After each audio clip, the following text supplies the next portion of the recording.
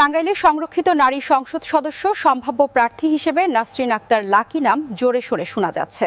বিস্তারিত দেখুন প্রতিবেদনে। ত্রয়োদশ জাতীয় সংসদ নির্বাচনে নিরঙ্কুশ সংখ্যাগরিষ্ঠতা পেয়ে সরকার গঠন করেছে বিএনপি।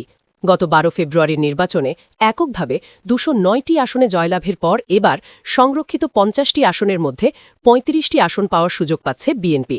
ইতিমধ্যে এই নির্বাচন নিয়ে নানা আলোচনা শুরু হয়েছে। দলীয় মনোনয়ন পেতে বিএনপি ও দলের অঙ্গ সহযোগী সংগঠনের বর্তমান ও সাবেক নেত্রীরা দৌড়ঝাঁপ শুরু করেছেন। বহুল প্রত্যাশিত এই আসনে কারা মনোনয়ন পাচ্ছেন তা নিয়ে জোরালো হচ্ছে আলোচনা। বিধি অনুযায়ী সংসদ সদস্যদের শপথ গ্রহণের 90 দিনের মধ্যে সংরক্ষিত নারী আসনের নির্বাচন সম্পন্ন করার বাধ্যবাধকতা রয়েছে। একটি সংরক্ষিত নারী আসন পেতে 6 জন নির্বাচিত সংসদ সদস্য থাকা প্রয়োজন।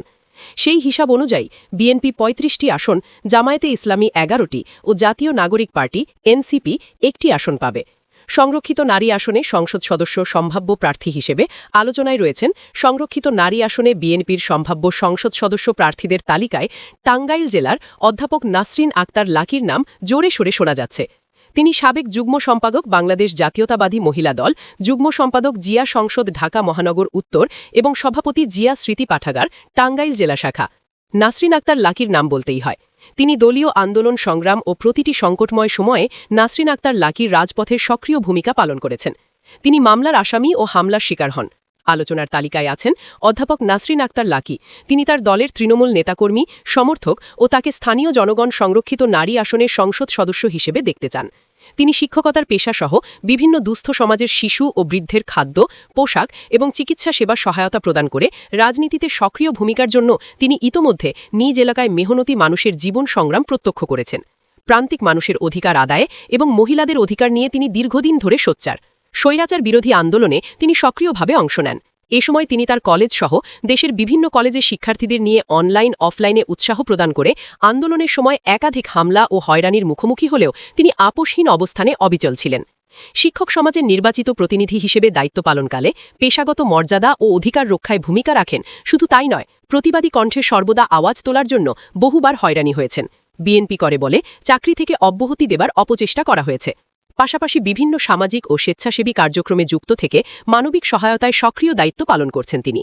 জাতীয় সংসদের সংরক্ষিত নারী আসনে প্রতিনিধি মনোনীত হলে তিনি শিক্ষা ব্যবস্থা, কৃষক সমাজ, নারী ও শিশু অধিকার এবং অবকাঠামোগত উন্নয়ন সহ নানা বিষয় জাতীয় পর্যায়ে জোরালোভাবে তুলে ধরতে সক্ষম হবেন এবং সকল ধরনের সুযোগ সুবিধা নিশ্চিত করতে সক্ষম হবেন।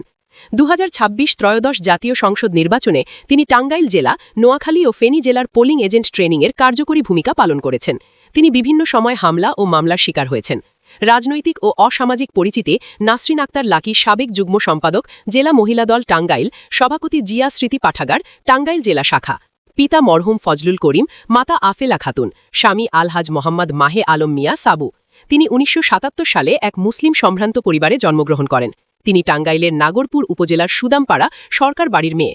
বর্তমানে টাঙ্গাইল শহরের বাড়ি নং 4, দেলদুয়ার রোড, পানির টাঙ্কির গলিতে বসবাস করেন। 1992 সালে এসএসসি, 1994 সালে এইচএসসি, 1998 সালে ঢাকা বিশ্ববিদ্যালয় থেকে স্নাতক সম্মান, 1999 সালে ঢাকা বিশ্ববিদ্যালয়ে স্নাতকোত্তর মাস্টার এমফিল ম্যানেজমেন্ট প্রথম বিভাগ প্রথম বর্ষ সম্পূর্ণ করেন। দ্বিতীয় বর্ষ চলমান রয়েছে।